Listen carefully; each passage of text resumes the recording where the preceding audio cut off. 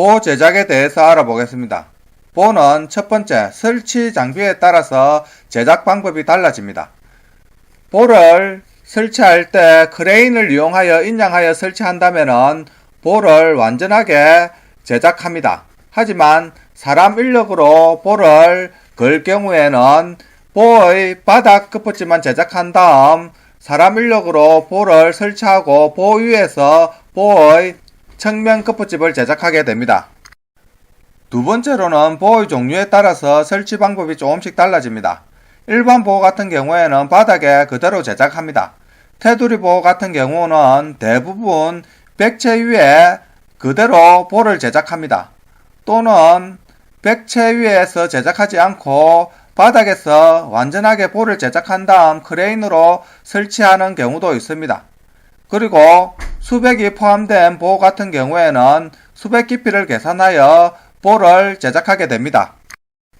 세 번째로는 보호의 춤, 즉 보호의 깊이에 따라서 보호의 제작이 다양해집니다.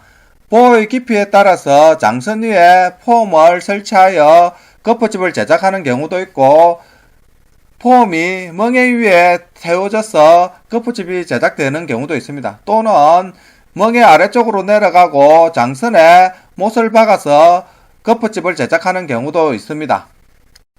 네 번째로 자재의 종류에 따라서 조금씩 제작 방법이 달라집니다. 현장에 따라서는 멍에 같은 경우 산성각을 사용하지 않고 투바이를 사용하는 경우도 있습니다. 장선 같은 경우에 각 파이프를 사용하지 않고 투바이로만 사용하는 현장도 있거든요. 따라서 이런 자재에 따라서 조금씩 제작 방법이 달라집니다.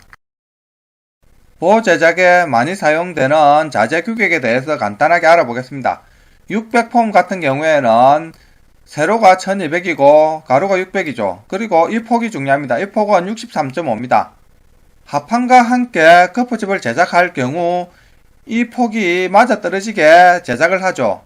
어떤 의미냐 하면 투바이가 있으면은 투바이 규격이 이 부분이 51이고 이 부분이 81이죠.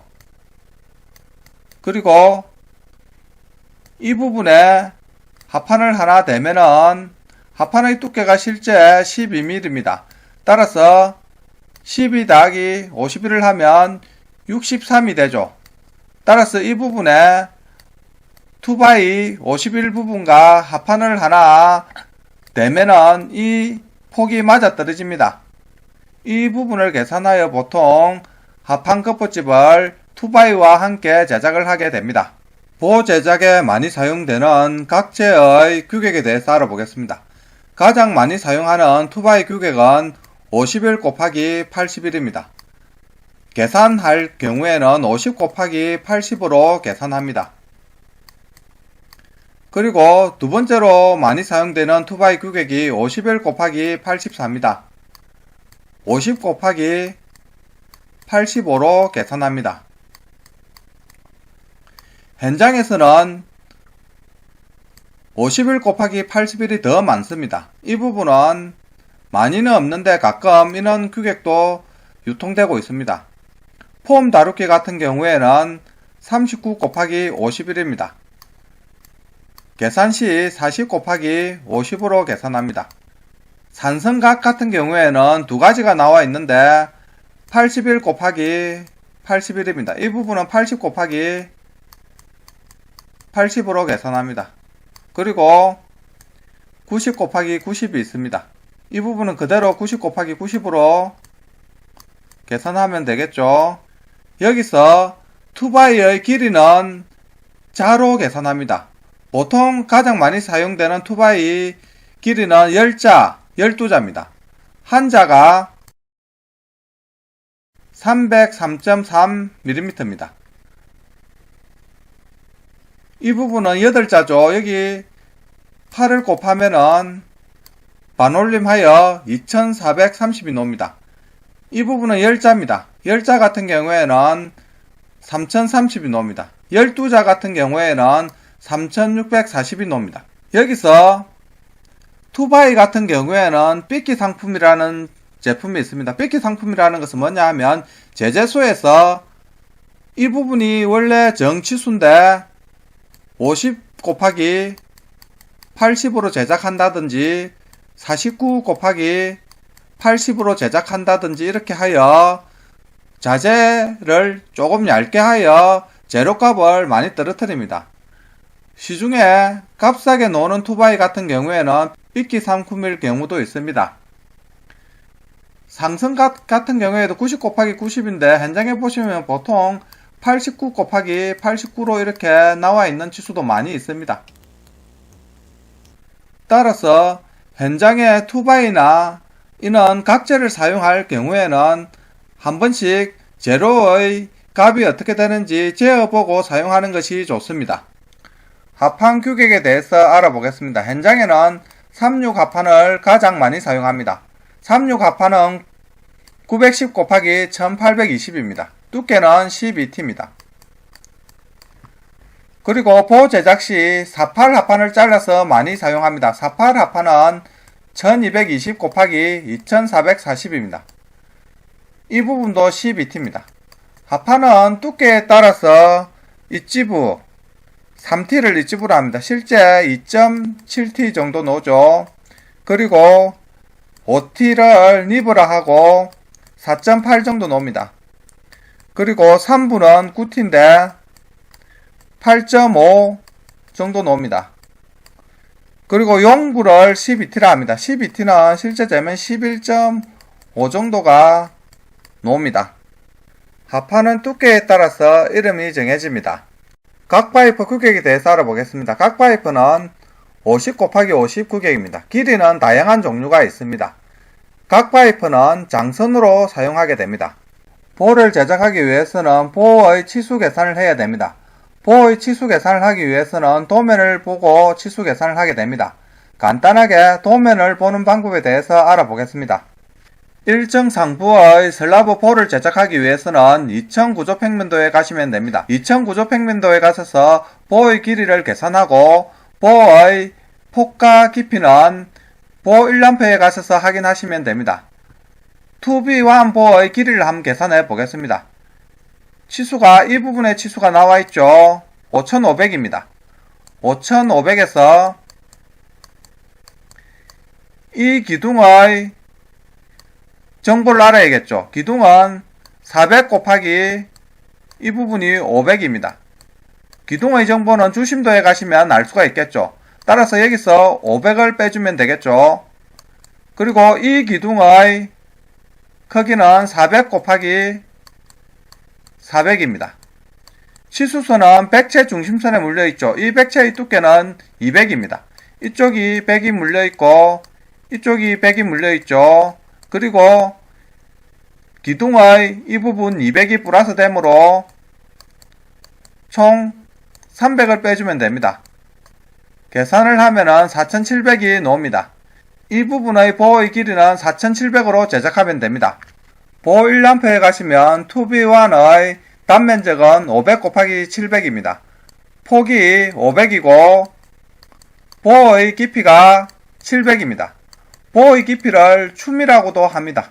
이번에는 단면도에 가셔서 2층 슬라브의 콘크리트 타설 두께를 확인합니다. 두께가 150이죠. 따라서 2B1 보의 실제 크기를 계산해 보겠습니다. 400 곱하기 700이었죠. 700에 콘크리트 두께 150을 빼주면은 550이 나오죠. 여기서 상판 슬라브 커프집 두께 10을 빼줘야 됩니다. 실제 제작되어지는 보의 깊이는 540으로 제작하면 됩니다. 최상층의 슬라브의 보를 제작할 경우에는 주의해야 할 점이 있습니다. 최상층 같은 경우에는 보통 이렇게 스티로폼이 깔립니다. 스티로폼 두께까지는 계산을 해야겠죠. 만일에 보의 깊이가 700이라면 여기서는 콘크리트 두께가 200이죠. 200을 빼주고 여기에 다시 스티로폼 두께 180을 빼줘야 되죠. 그리고 여기에서 상판, 커프집, 합판 두께 10을 빼줘야 됩니다. 이렇게 계산을 하면은 실제 제작되어지는 보의 깊이는 310으로 제작하면 됩니다. 이렇게 보를 제작하기 위해서는 구조평면도에 가셔서 보의 길이, 그리고 보 1람프에 가셔서 보의 크기, 그리고 단면도에 가셔서 타설되는 콘크리트 두께와 스티로폼 두께를 계산하여 실제 제작되어지는 보호의 깊이를 계산해야 합니다. 이번에는 보호의 거푸집 제작 시 하부에 제작되는 멍에의 간격에 대해서 알아보겠습니다. 한국산업안전공단에서 제공하는 멍에의 간격 자료를 가지고 실제 제작 시 멍에의 간격이 어떻게 되는지 알아보겠습니다. 먼저 네이버에 가셔서 국립중앙도서관을 검색하시든지 인터넷 주소창에 nl.go.kr을 입력하여 국립중앙도서관에 가십니다. 검색창에 거푸집 동바리 조립 기준을 입력하시어 검색을 합니다. 그러면은 보호와 슬라브의 거푸집 조립 시 멍에의 간격에 대한 정보를 알 수가 있습니다. 자료를 보시면은 보호의 단면, 즉 폭과 춤은 깊이가 되겠습니다. 여기는 센치 단위로 나와 있습니다. 크게 두 부분으로 나누어서 보실 수가 있습니다. 보호의 폭이 400 이하일 경우에는 멍에의 간격을 600으로 하고 삿포들을 교대로 지지하게 합니다. 즉, 첫 번째에 삿포도 1개가 세워지고, 두 번째에는 삿포도가 2개 세워지고, 세 번째에는 삿포도가 1개가 세워지게 이렇게 교대로 삿포도를 세울 수 있게 하면 됩니다. 그리고 이 경우에 높이가 4.2m 초과할 경우에는 멍에의 간격을 500으로 하든지 아니면은 멍에의 간격을 600으로 하고 삿포도를 2개씩 세워주면 됩니다. 그리고 폭이 500이 넘어갈 경우에는 멍에의 간격을 600으로 하고 삿포도를 2개씩 세워주면 됩니다. 보호의 폭이 500일 경우에 높이가 4.2m를 초과해도 멍에의 간격을 600mm로 했을 경우 조건을 만족합니다. 폭이 600이거나 800일 때에도 멍에의 간격은 600으로 하고 600일 경우에는 삿포도를 2개, 800일 때는 삿포도를 3개 세워주면은 이런 조건을 만족하게 됩니다. 높이가 4.2m를 초과할 경우에는 멍에의 간격을 500mm로 설정을 하면 됩니다. 멍에의 간격을 타이트하게 잡은 것입니다. 보통의 경우 멍에의 간격을 600mm로 합니다.